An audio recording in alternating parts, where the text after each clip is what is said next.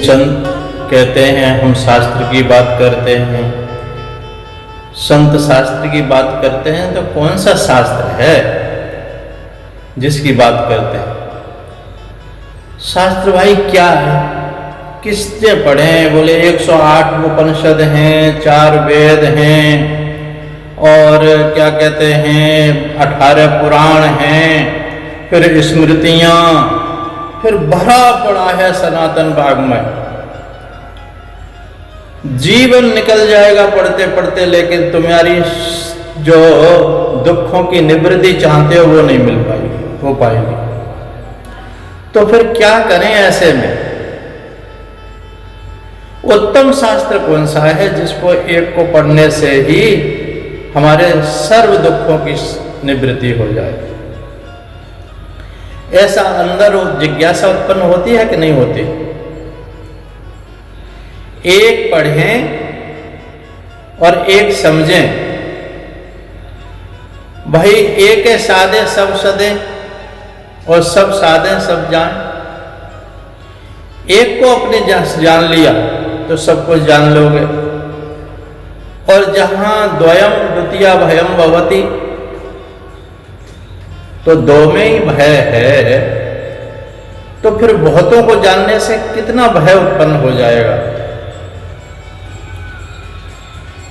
तो उत्तम शास्त्र कौन सा है? विद्वानों का कहना है कि अधिकारी पुरुष और अनुबंध जाने बिना किसी की पुस्तक पठन पाठन में प्रवृत्ति नहीं होती। अनुबंध जानने के बाद ही प्रवृत्त होते हैं। अब एक और जिज्ञासा उत्पन्न हो गई, अनुबंध क्या है? वो अनुबंध किसे कहते हैं? अगर कोई उपन्यास भी पढ़ता है तो वो अधिकारी है कि नहीं है उसका?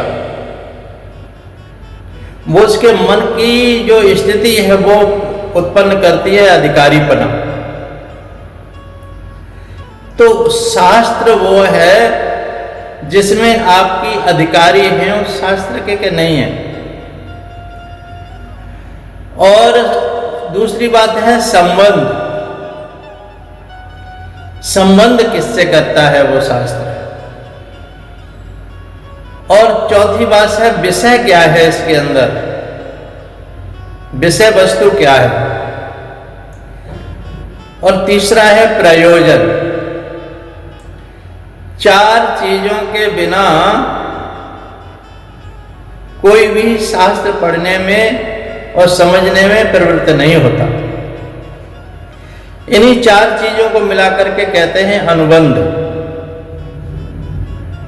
आपके अंदर आप अधिकारी हैं शास्त्र के।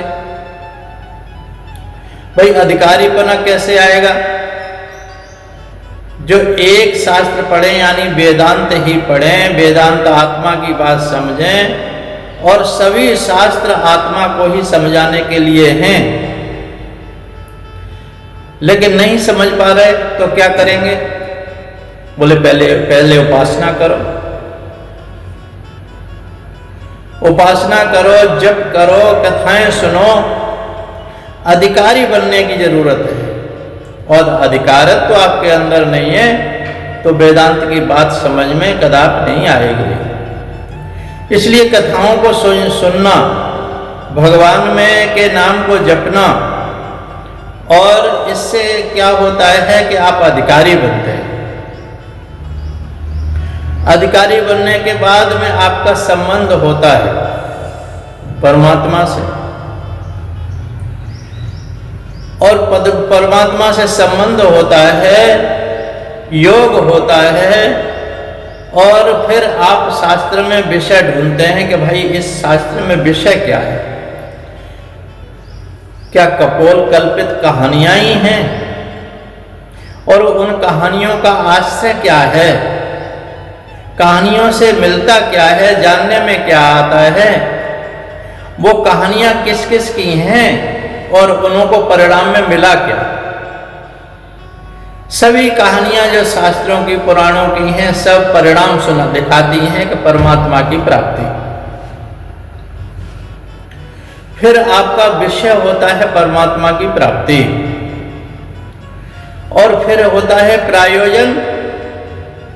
प्रयोजन आपके अंदर उत्पन्न होता है मोक्ष की इच्छा।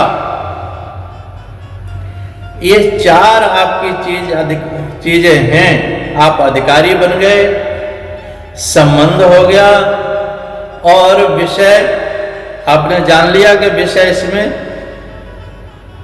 आत्मा की स्थिति का है। विषय केवल परमार्थ पथ ही हमारा प्रशस्त करने वाला शास्त्र है। और फिर उसके बाद में प्रयोजन। प्रयोजन आपके उत्पन्न होगा कि हमारा केवल मोक्ष की इच्छा ही प्रयोजन है, और संसार की बस्तियों को समेटना, उनकी चाहना, उनकी इच्छा, ये हमारा प्रयोजन नहीं है। फिर आपका प्रवेश होगा किसमें? वेदांत में, यानी आत्मा के ज्ञान में।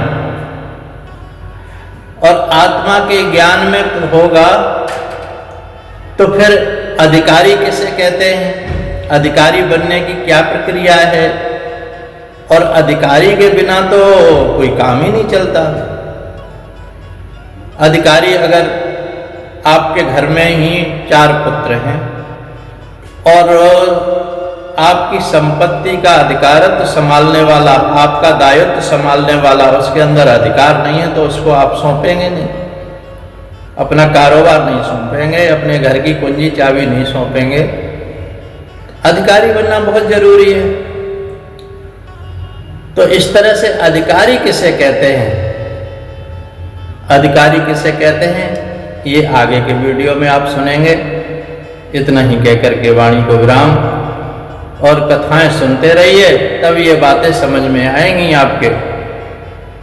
क्यों कि कथाओं से अंतःकरण शुद्ध होता है। भगवान का नाम जप करिए और भगवान का सानिध्य प्राप्त हो, श्रद्धा उत्पन्न हो। अधिकारी की कौन है, कैसे बनते हैं, क्या चाहिए अधिकारत्व के लिए, तो ये आगे के वीडियो में आप सुनेंगे। इतना ही कहकर के वाणी को विराम। बोलिए सच्चिदानंद भगवान की जय। हरिओम तत्सत, हरिओम तत्सत, हरिओम तत्सत। सोहम सोहम सोहम।